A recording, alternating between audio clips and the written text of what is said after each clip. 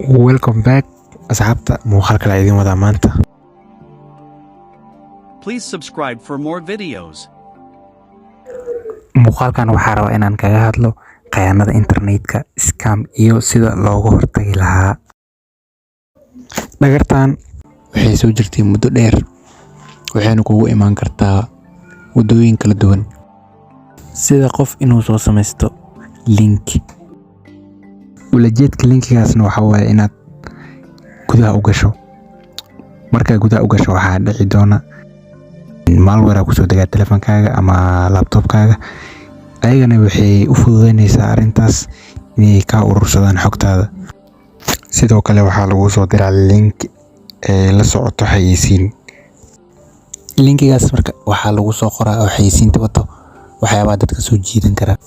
Sida haddii aad booqato linkigan waxaad heli doontaa lacag, ama linkigana waxaa ka samayn kartaa lacag. Marka linkiyada noocan oo kale haddii kusoo gaaraan ha ku degdegin. Marka waxaa lagu scam garay karaa wadooyin badan. Marka aan soo koobno scam wuxuu yahay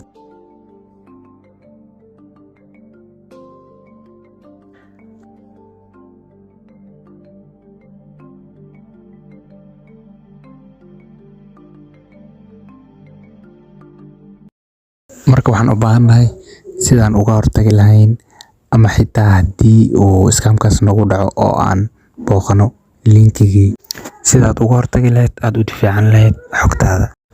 Mar haddii aad gudaha u gasho linki oo aad uga shakisan tahay inuu yahay scam, linkigaasna uu ku weydiiyo password iyo email si aad horey ugu gudubto, xogtaada la wadaagin ee dib ugu laabo.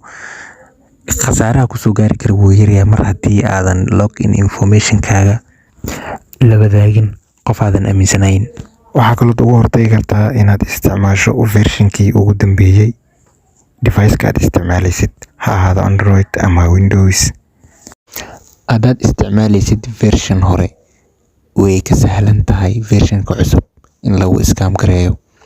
Waayo mar walba waxaa fiican version-kii ugu dambeeyay. Sidoo kale haddii aad booqato website scam ah, waxaa ku samaynaysaa browser-kaaga Google Chrome-ka clear data ama clear history. Waxaa kaloo samaynaysaa settings inaad tagto Chrome-ka, dul tag clear cache samee ayadana sidoo kale. Muuqaalkeena caawan inta ayuu ku egyahay.